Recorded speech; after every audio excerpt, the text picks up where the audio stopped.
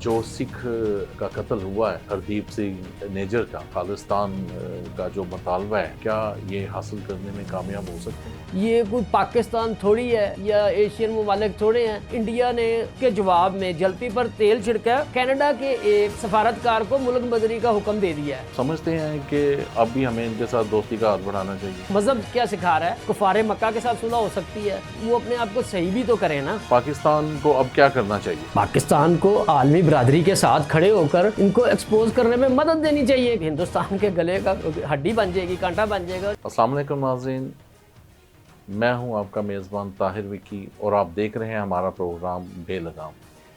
भारत को मुंह की खानी पड़ेगी। भारत के ओछे हथकंडे कनाडा ने जाहिर कर दिए। सिखों का एक बड़ी देर से मुतालबा है कि उन्होंने अपना एक मुल्क खालिस्तान सूबा बनाना है।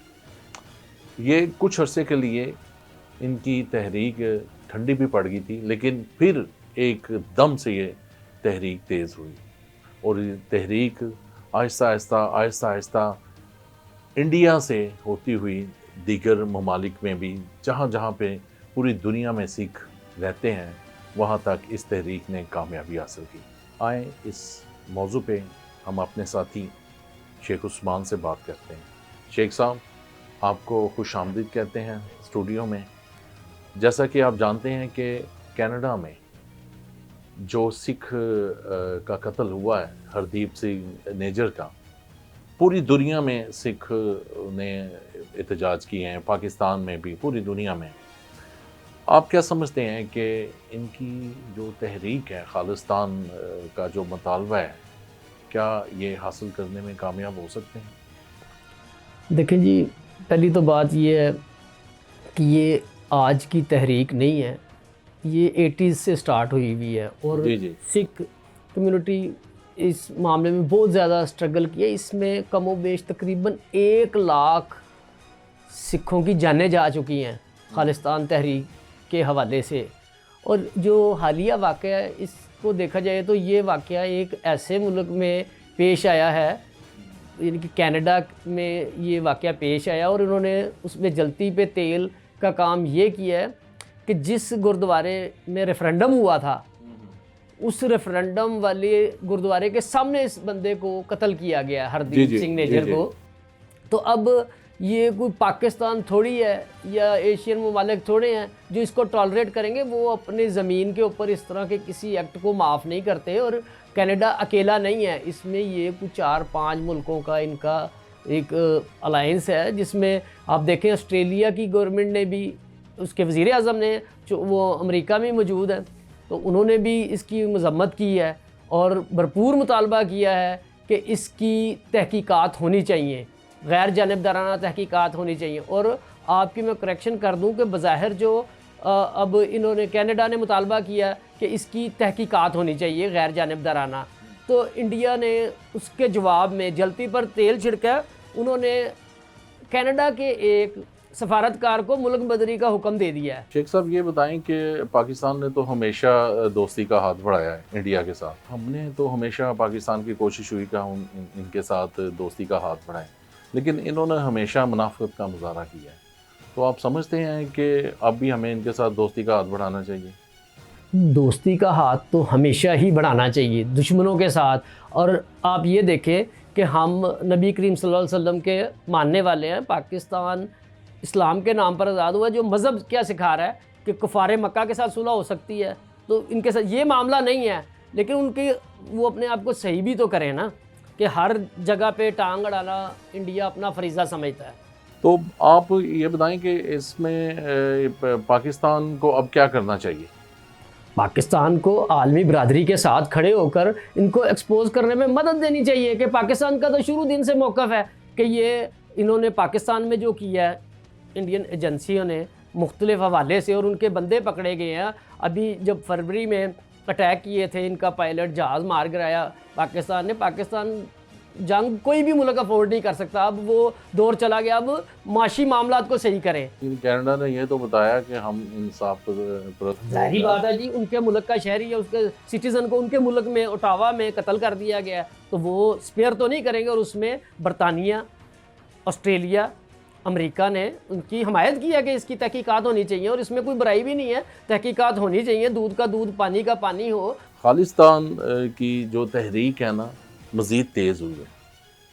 अब जो सा उनका वहाँ पे सिखों का इंडिया में जो जितने भी मामलात हैं वो एक बड़े संजीदा से बन के रह गए, लेकिन वहाँ की हुकूमत इस बारे में कोई संजीदगी का मुजाहरा नहीं करती।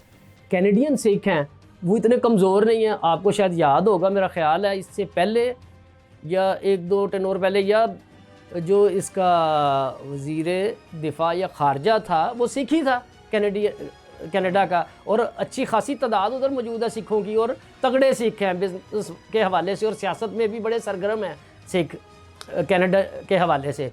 लेकिन अब जो कैनेडियन गवर्नमेंट ने जिस लेवल पे इसको उठाया ऐसे कभी भी नहीं हुआ था, पूरा भरपूर तरीके से, और उसको आलमी हमायत हासिल है।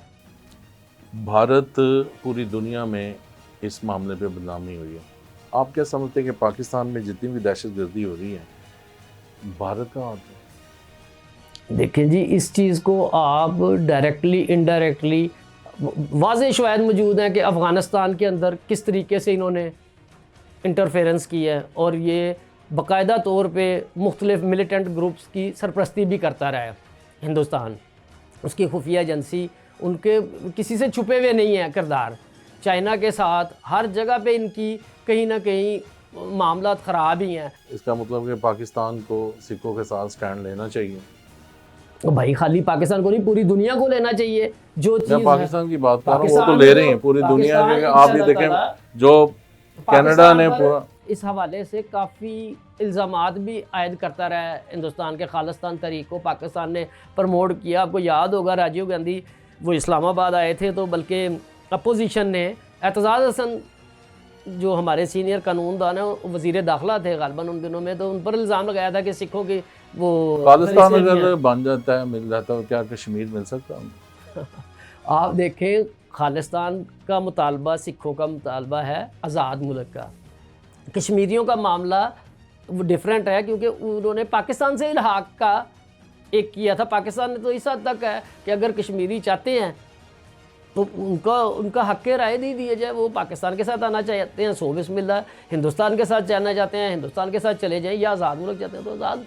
वो तो लोगों की मंशा के मुताबिक होगा ना, फ़ैसला कोई डिक्टेट नहीं कर सकता।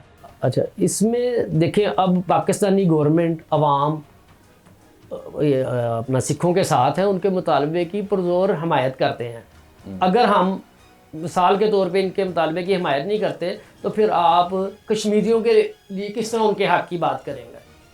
तो ये तो हक़ का मामला है, तो उसमें हर जी शऊर को इनकी हमायत करना पड़ेगी। जी नाज़रीन, आपने हमारे साथी शेख उस्मान की गुफ्तगू सुनी, बड़ी अच्छी उन्होंने बातें की और उम्मीद करते हैं कि आप उनकी बातों से मुस्तफ़ीद भी होंगे। और अगले प्रोग्राम में फिर आपसे मुलाकात होगी एक नए मौजू के साथ। मुझे और मेरे साथी शेख उस्मान को इजाज़त दीजिए। अल्लाह हाफ़िज़।